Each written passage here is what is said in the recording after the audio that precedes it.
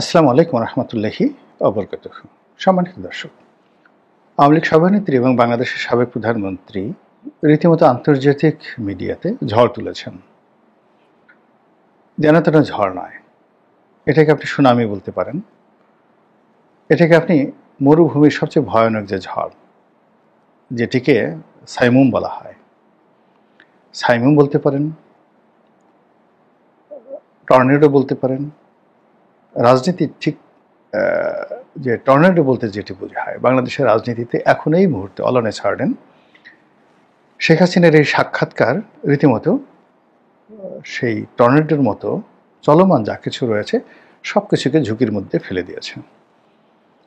আমরা জুলাই সনদ নিয়ে, তারপর জুলাই সনদ বাস্তবায়ন নিয়ে, গণভোট নিয়ে, পিআর নিয়ে, ফেব্রুয়ারি মাসের নির্বাচন নিয়ে, সংবিধান সংশোধন নিয়ে, আইনশৃঙ্খলা নিয়ে যে সকল আলোচনা গত 14 মাস ধরে করছিলাম, তার মধ্যে মনে হচ্ছিল যে আমাদের সব কিছু এভাবেই চলবে। এখানে কোনটা লাউ কোনটা কদু এগুলো নিয়ে আমরা বিতর্ক করব। ডক্টর মোহাম্মদ ইউনূস 5 বছর থাকবেন না 50 বছর থাকবেন, নাকি তিনি এই ফেব্রুয়ারি মাসেই ইলেকশন করে চলে যাবেন, এই বিষয়গুলো নিয়ে যখন আমরা একেবারে নিজেদের তকদির মনোভাব কথাবার্তা একদম ফাইনাল করে ফেলেছি, ঠিক সেই সময়টাতে শেখ হাসিনা হঠাৎ করে অনেকগুলো আন্তর্জাতিক গণমাধ্যমে একই সঙ্গে সাক্ষাৎকার দিলেন। এটা হলো কি করে? এরকম ঘটনা তো ডোনাল্ড ট্রাম্প কখনো করতে পারেননি, আর পারবেনও না। কিংবা Bill Clinton, Barack Obama, George W Bush,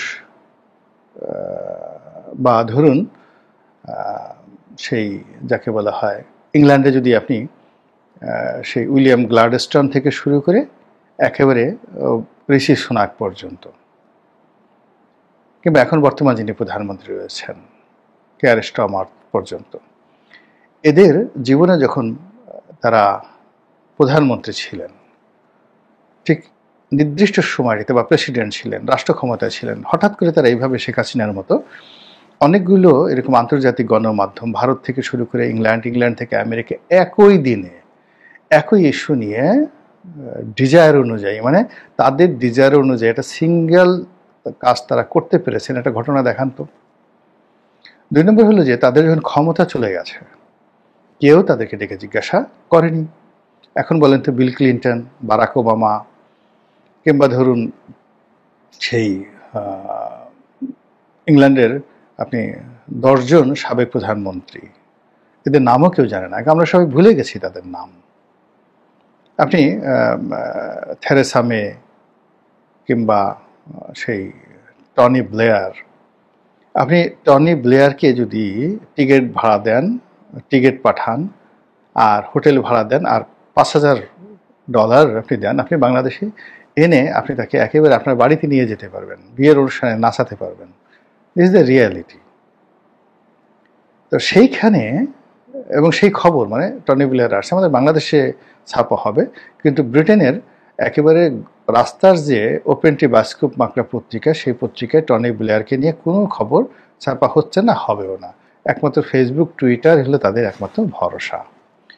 তো সেখানে বাংলাদেশে ক্ষমতাচ্যুত প্রধানমন্ত্রী, যাকে আমরা ফ্যাসিস্ট বলছি, যাকে আমরা ফাঁসিতে লটকাবো খুব তাড়াতাড়ি, যাকে আমরা ভারত থেকে ধরে আনবো, ধরে এনে তাকে আমরা এমন দৃষ্টান্তমূলক শাস্তি দেব যে শাস্তিতে সারা পৃথিবী কম্পমান হয়ে উঠবে এবং বাংলাদেশের মানুষ ভীত সন্তুষ্ট হয়ে যাবে যে একটা কাজের কাজ হয়েছে, বাপের বেটা দাদা মিয়া একটা কাজ করেছেন বটে।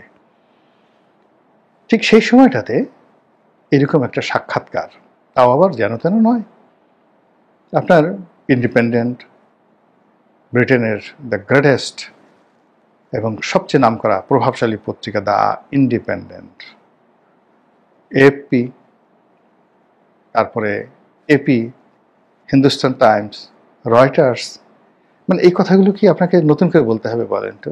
অ্যাজ ইট ইজ, মানে বিশ্ব গণমাধ্যম বলতে এদেরকে বোঝায়। এর বাইরে টাইম ম্যাগাজিন, তারপরে সমপর্যায়ের টাইম ম্যাগাজিন, ওয়াশিংটন পোস্ট, এরপর যাকে বলা হয় টাইম ম্যাগাজিন, ওয়াশিংটন পোস্ট, এরকম দ্য টেলিগ্রাফ, এরকম আরও 3-4টা পত্রিকা আছে। তো এর আগে তো এখন শেখ হাসিনার সংবাদ ছাপা হলো, এর আগে তো ঠিক এই পত্রিকাগুলোতে সজীব ওয়াজেদ জয়ের সাক্ষাৎকার ছাপা হয়েছে। মানে এটা একটা মিরাকেল না? টোটাল জিনিসটা হিসাবগুলো সব এলোমেলো করে দিয়েছে। যে সরকার তাকে ফাঁসিতে লটকানোর জন্য, শেখ হাসিনাকে ফাঁসিতে লটকানোর জন্য একেবারে কনফার্ম যে আমাদের এখান থেকে তার বিরুদ্ধে যে সকল অভিযোগ আনা হয়েছে, অকাট্য প্রমাণ, 1400 লোক হত্যা করেছে ইত্যাদি ইত্যাদি আর অনেক কিছু, কাজে ফাঁসি তো হবেই, ফাঁসি তো হবে, এতে কোনো সন্দেহ নেই। এটা নিয়ে আমরা যখন এক ধরনের একটা চিল মোডে আছে, ঠিক সেই সময়টাতে এই সাক্ষাৎকারগুলো, সেই সাক্ষাৎকারগুলো সরকারের মধ্যে রীতিমতো অস্থিরতা তৈরি করেছে। অস্থিরতা কেন? সরকার যে এখন চলছে, সেই সরকারের যে প্রধান ব্যক্তি doctor Mohammad Yunus, he is a by product of international media. Sheikh হাসিনার জমানাতে তার পক্ষে সেই নোবেল লরিয়ার যারা আছেন তারা বিরাট একটা বিজ্ঞাপন দিলেন ওয়াশিংটন পোস্ট পত্রিকাতে। আমরা খুব চমকিত হলাম যে এর মতো লোক হতে পারে। এরপর তিনি বিবিসিতে সাক্ষাৎকার দেন, আল জাজিরাতে সাক্ষাৎকার দেন এবং ইংরেজি জানা মানুষের সাথে কথা বলতে তিনি খুব স্বাচ্ছন্দ্য অনুভব করেন। কিন্তু তিনি এই সরকার প্রধান হওয়ার পরে কিংবা নোবেল লরেট যতদিন তিনি ছিলেন, শেখ হাসিনা যে কাজটি করলেন এই সময়টিতে এসে, এরকম কাজকে ডক্টর মোহাম্মদ ইউনূস করা তো দূরের কথা, তিনি কল্পনা করতে পারেন এই ধরনের একটা ঘটনা ঘটতে পারে বা তার জীবনে এটা হতে পারে, বা তিনি এখন কি শেখ হাসিনাকে চ্যালেঞ্জ জানিয়ে তিনি কি বলতে পারেন যে ঠিক আছে, শেখ হাসিনা এই কাজ করেছে, হিন্দুস্তান টাইমসে দিয়েছে, আমি সেই ভারতের স্টেটসম্যান, আনন্দবাজার, দ্য হিন্দু, এই 3টাতে দেব, ডন পত্রিকাতে দেব পাকিস্তানের, তারপরে হংকং টাইমসে দেব, ফার ইস্টার্ন ইকোনমিক রিভিউ এখন আছে কিনা জানি না, নিউজ উইক এবং টাইম ম্যাগাজিনে দেব, ওয়াশিংটন পোস্টে দেব, নিউ ইয়র্ক টাইমসে দেব এবং ব্রিটেনের দ্য টেলিগ্রাফে আমি দেব, আর ফ্রান্সের লামন্ডেতে আমি দেব, শাইটুংয়ে আমি দেব, জার্মানির শাইটুংয়ে দেব। এরকম আমি 1 ডজন আন্তর্জাতিক মানের পত্রিকায় একদিনে সেম ডেতে আমি সাক্ষাৎকার দিয়ে আমি দেখাবো শেখ হাসিনা ঘোড়ার ডিম করেছে, কিছুই মানে সে ফালতু, আমি তার সাথে আরও ভালো কাজ করতে পারি, ভালো ইংরেজি বলতে পারি, আরও ডাইনামিকভাবে পৃথিবীকে ইনফ্লুয়েন্স করতে পারি। সংবাদপত্র, বাংলাদেশের সংবাদপত্র মানে তো দূরের কথা, সারা দুনিয়ার সংবাদপত্রকে আমি ডমিনেট করতে পারি। এই কাজটা কি ডক্টর মোহাম্মদ ইউনূস বা তার যারা লোকজন রয়েছেন তারা পারবেন এই কথাটা বলতে বা এই কাজটা মানে করে দিতে? আর যদি না পারেন তাহলে শেখ হাসিনা এখানে যে কাজকর্ম করেছে সেটা নিয়ে মানুষ, শেখ হাসিনা যারা লোকজন বগল বাজাতে থাকবে, প্যাকু প্যাকু প্যাকু, ক্যাকু ক্যাকু ক্যাকু, করো করো করো মামু, আমাদের মতো করো, দেখি কেমন পারো। আমাদের নেত্রীকে এত তুচ্ছতা ছিল করছিলা, ইংরেজি বলতে পারে না, ওটা পারে না, ওটা পারে না, এখন দেখো এই যা কিছু করে দেখালো, এখন তোমরা একটু দেখাও। আবার যদি বিএনপিকে চ্যালেঞ্জ জানায় যে আচ্ছা ঠিক আছে, উনি দিল্লিতে বসে যদি সেই লন্ডনের ইন্ডিপেন্ডেন্টে সাক্ষাৎকার দিতে পারেন, তাহলে বিএনপির নেতা তারেক রহমান সাহেব তো লন্ডনে আছেন, তিনি একটু দেন না এরকম একটা সাক্ষাৎকার, এভাবে দেন, বিবিসির সঙ্গে দেন, ইন্ডিপেন্ডেন্টের সঙ্গে দেন, টেলিগ্রাফের সঙ্গে দেন, ব্রিটেনের বাইরে যাওয়ার দরকার নেই, ওখানে দেন, আমেরিকায় দেওয়ার দরকার নেই।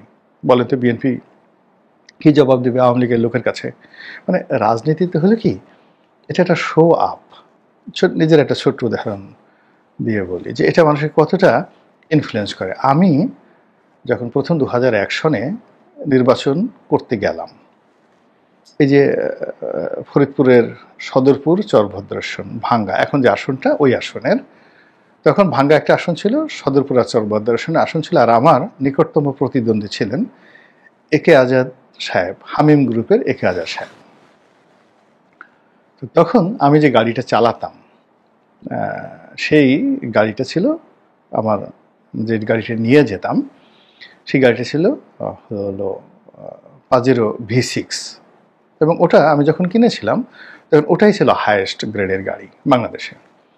এর বছরখানেক পরে হঠাৎ করে নতুন যে LX 470 লেক্সাস যে জিপগুলো, যেগুলো মূলত 4700 সিসির সিগনাস, তো 4700 সিসির সিগনাস গাড়ি একে আজাদ সাহেব ওই আমলে কিনে ফেললেন। ওটার দাম ছিল তখন 70 লাখ টাকা 2001 সনে। তো উনি সেটা গাড়ি কিনলেন।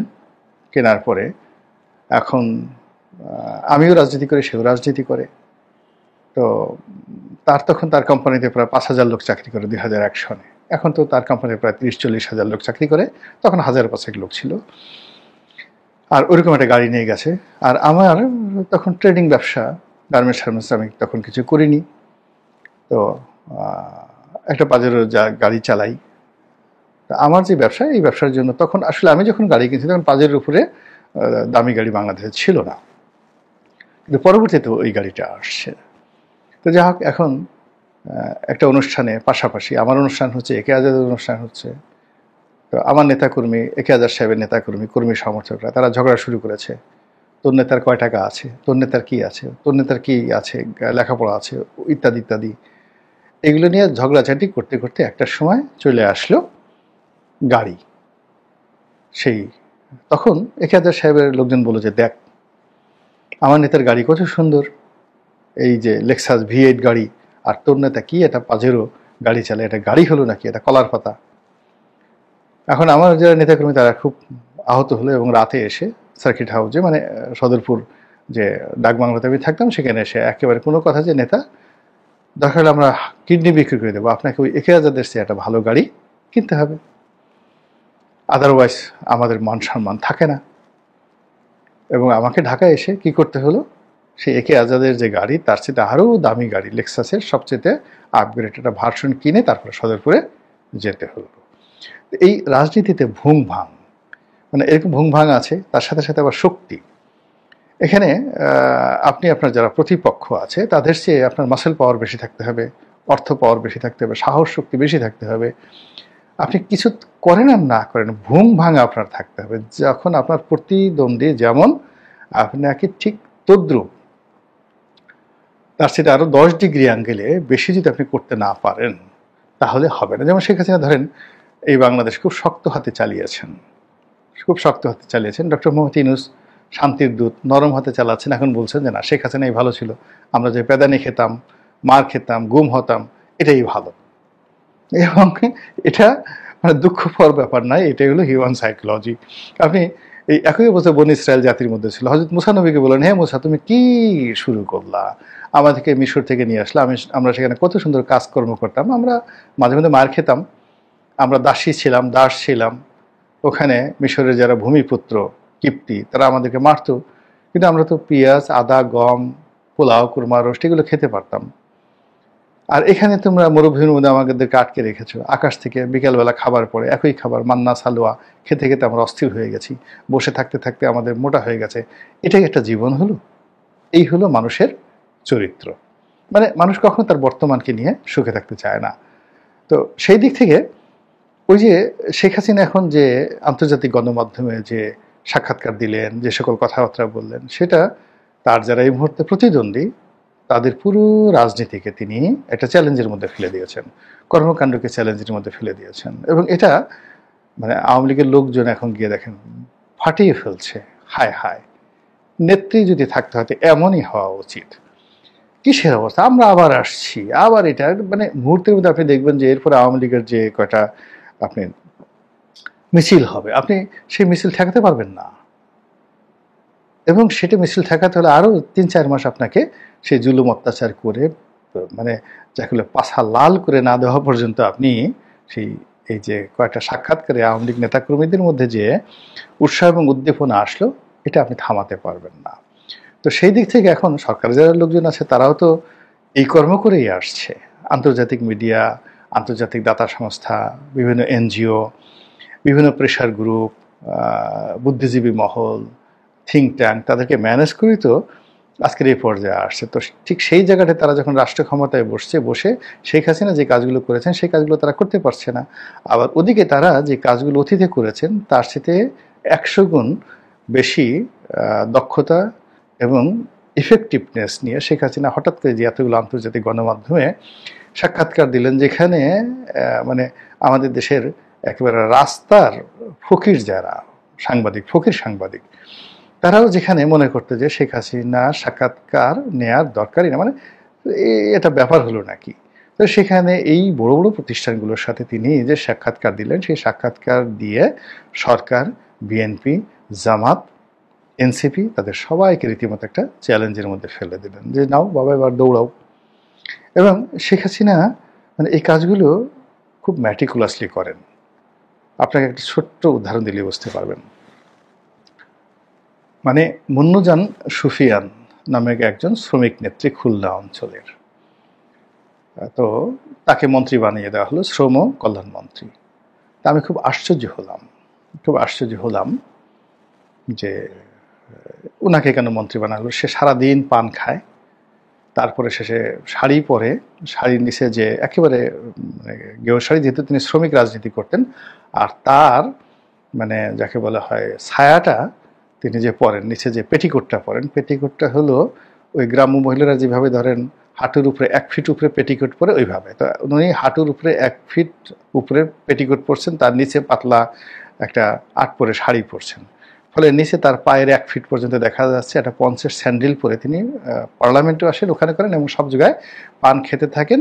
আর মুখ মাশাল্লাহ সোপা, মানে যদি কাউরে গালি দিতেন কিসের সেফায়েতুল্লাহ, সেফুদা বা এখন পিনাকি ঠেনাকি গালাগালি করে, এরা মনোজান সুফিয়া যদি গালাগালি শুরু করে ওরা মানে রীতিমতো আত্মহত্যা করবে, এরকম ছিল তার মুখের ভাষা। রাগ হলে এরকম কথাবার্তা বলতেন। অনেক যোগ্য নেত্রী ছিলেন নিঃসন্দেহে, কিন্তু তাকে মন্ত্রী বানিয়ে দেওয়া হলো। তো আমি এটা নিয়ে একদিন একজন সচিবের সঙ্গে কথা বলছিলাম যে সচিব সাহেব এটা কেন হলো, কিভাবে হলো? তো তিনি বললেন যে দেখুন, আমরা যারা সচিব আমাদের মধ্যে একটা ভাবসাব আছে, টাই পড়তে হবে, কোট পড়তে হবে, ইংরেজিতে কথা বলতে হবে। তা আমাদেরকে আসলে এরকম দমন করার জন্য, একটা উচিত শিক্ষা দেওয়ার জন্য এরকম মুন্নুজান সুফিয়ানকে এখন মন্ত্রী বানিয়ে দেওয়া হয়েছে। এখন ওনার আন্ডারে যারা সচিব থাকবে তার তো এখন ওর পিছনে পিছনে সার বলে জর্দা নিয়ে, পানির ডিব্বা নিয়ে আর চুন নিয়ে তার পিছিয়ে পিছিয়ে ঘোরা ছাড়া আর কোনো উপায় থাকবে না। তো সচিবদেরকে শিক্ষা দেওয়ার জন্য এর সেটা বড় আর হাতিয়ার হতে পারে না। This is Sheikh Hasina in 2009। এরকম অসংখ্য ঘটনা দেখে আসছি। তো এই যে দেখেন গত তার যে পালিয়ে যাওয়া, তারপর শেষে দিল্লিতে থাকা, লোদি গার্ডেনে ঘুরে বেড়া, প্রতিটা মুহূর্তে তিনি কোনো কথা না বলেও পুরো মিডিয়াকে, পুরো বাংলাদেশের প্রশাসনকে, পুরো সরকারকে, রাজনৈতিক দলগুলোকে তিনি পাগল বানিয়ে ফেলেছেন। পাগলে উন্মত্ত হয়ে মানুষ চলে গেছে টুঙ্গিপাড়াতে, চলে গেছে গোপালগঞ্জে, ধ্বংস করে ফেলতে হবে সবকিছু, 32 নম্বর মাটির সঙ্গে মিশিয়ে দিতে হবে, আওয়ামী লীগের অফিসে গিয়ে হেগে দিয়ে আসতে হবে, এত রাগ। তো হাগা শেষ, পেশাব করা শেষ, তারপর তিনি এমন চাল চাললেন, কে বা কারা গিয়ে সেই হাগা পায়খানা পেশাব নিজেদের পায়খানা নিজেরাই পরিষ্কার করলো। তারা সেখানে অফিস করবে, সবকিছু করবে। এখন সেই অফিসেরও নাম নাই, আওয়ামী লীগ অফিস ঝকঝক তকতকে করছে। তিনি এমনভাবে উত্তেজিত করলেন